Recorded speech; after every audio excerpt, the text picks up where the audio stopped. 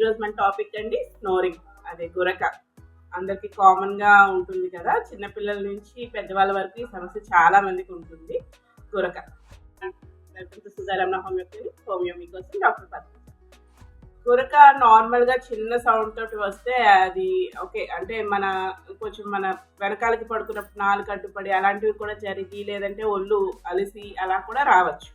దాన్ని పెద్ద కన్సిడర్ చేయక్కర్లేదు. బట్ కొంచెం ఎక్కువగా వచ్చి, లేదంటే గురక వచ్చి వచ్చి అలాగ సడన్గా ఆగిపోయి మళ్ళీ సివియర్గా వచ్చి ఇలాంటప్పుడు మాత్రం కొంచెం అది ఎందుకు వస్తుంది అన్నది మనం కాస్త చూసుకోవాల్సి వస్తుంది.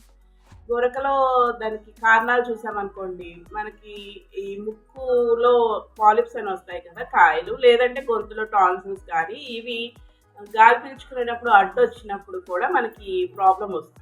అలాగే రొంప చేసినప్పుడు ఆ కఫం ఏదైతే ఉంటుందో అది ట్రాక్లో ఉంటుంది కదా, అది అడ్డు వచ్చినా మనకి సేమ్ ప్రాబ్లం వస్తుంది. అండ్ తర్వాత మన లంగ్స్లో ఏదైనా ఇన్ఫెక్షన్స్ ఉన్నా ఇలా వస్తుంది. అండ్ వెయిట్ వల్ల కూడా, ఈ నెక్ దగ్గర ఉన్న ఎక్కువ కొవ్వు ఫ్యాట్ వల్ల కూడా ఈ నొక్కేసి ఎయిర్ పాసేజెస్ని అప్పుడు కూడా గురక మనకి వచ్చే ఛాన్సెస్ ఉంటాయి. తర్వాత సరిగ్గా నిద్ర పొజిషన్ కూడా చూసుకోవాలి. ఇందాక చెప్పినట్టు వెనకాలకి పడుకున్నాం అనుకోండి, మన నాలుక మనకే అడ్డుపడి కూడా చాలా మందిలో గురక స్టార్ట్ అవుతుంది. అండ్ ఈ గురక మనకి అదే ఇందాక చెప్పిన లైట్గా వస్తే పెద్ద కన్సిడరబుల్ కాదు. ఇలా డీప్గా వచ్చినప్పుడు హార్ట్ రీజన్స్ కానీ, లేదంటే కొంచెం కిడ్నీకి సంబంధించిన రీజన్స్ కానీ కూడా, వీటి వల్ల కూడా గురక రావచ్చు. కాబట్టి చెక్ చేసుకోవాలి అసలు దేని వల్ల మనకి గురక స్టార్ట్ అవుతుంది అన్నది.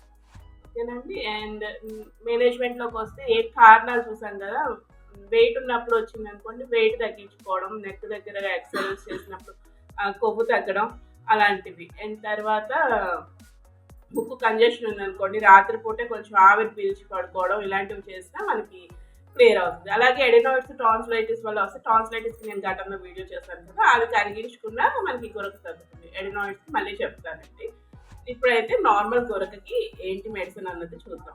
సరే, హోమియోలో గురకకి ట్రీట్మెంట్ తీసుకుంటే మనకి ఇవి 3 లిక్విడ్స్ అనమాట. 3 లిక్విడ్స్ కూడా ఒక ఈక్వల్ పోర్షన్స్లో ఒక డబ్బాలో, ఒక బాటిల్లో కలుపుకొని పెట్టుకొని రోజు తీసుకోవాలి. ఈ 3 లిక్విడ్స్ ఏంటంటే antimonium 30C liquid, and opium 30C liquid, and కాస్టికం 30C liquid.